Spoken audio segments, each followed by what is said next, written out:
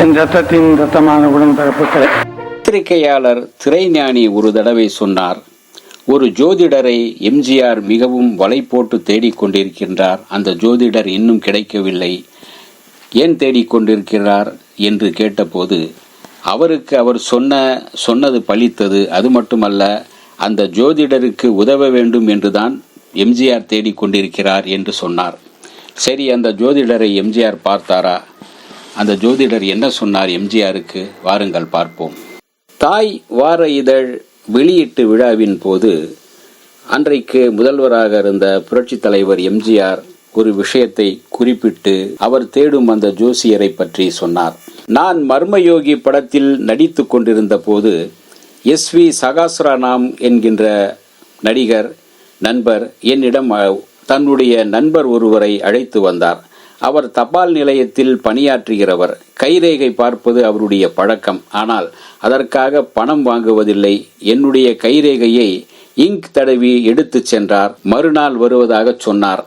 மறுநாள் வந்து அவர் சொன்ன ஒரு தகவல், நீங்கள் 42 வயதில் நடக்க முடியாத நிலை ஏற்படும், கவனமாக இருங்கள், அதில் தப்பித்து கொண்டால் முன்னுக்கு வந்து விடுவீர்கள், பிறகு உங்களை யாராலும் தடுக்க முடியாது, நீங்கள் முன்னேறி கொண்டே இருப்பீர்கள் என்று சொன்னார். என்னுடைய 42வது வயதில் அவர் சொன்னபடியே நடந்தது.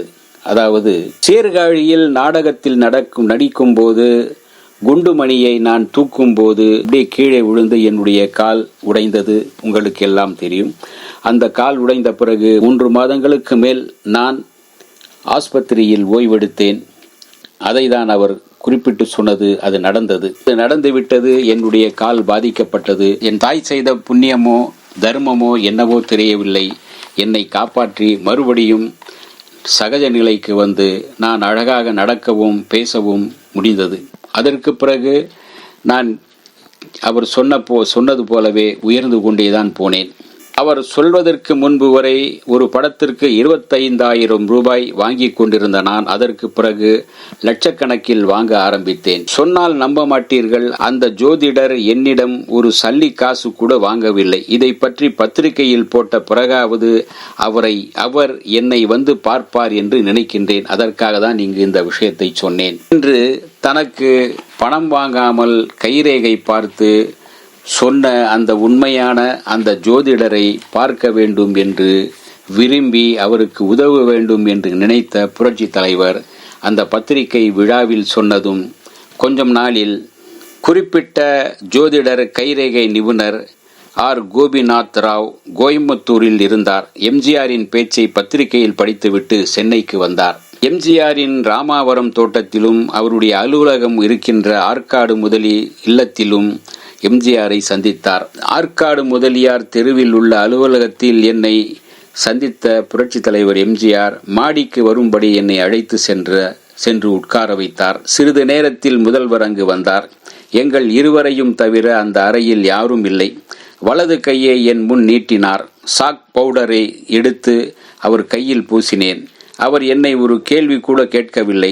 ரேகைகளை பார்த்து நானே 5-6 பக்கங்கள் வரை பேப்பரில் பலன்களை குறித்து எழுதி கொடுத்து விட்டேன் என்று சொல்லியிருக்கின்றார் கோபிநாத் ராவ். இந்த ஜோதிடர் கோபிநாத் ராவுக்கு 7 குழந்தைகள், 2 பெண்களுக்கு திருமணம் செய்ய வேண்டிய மிகப்பெரிய சம்சாரி அவர். தன்னிடம் பணம் வாங்காமல் மிக சரியாக கணித்து ஜோதிடம் சொன்ன, கைரேகை பார்த்து சொன்ன அந்த ஜோதிடருக்கு ஏதேனும் செய்ய வேண்டும் என்று புரட்சி தலைவர் நினைத்தார். அவர் வாங்க மறுத்துவிட்டார். ஆனாலும் கொடுத்து பழக்கப்பட்டவர் அவர் சும்மா இருக்க முடியுமா? பிறகு அவருடைய 2 மகள்களின் திருமணத்திற்கு அந்த ஜோதிடரை கேட்காமலே உதவி செய்தார் என்று சொல்லப்படுகின்றது.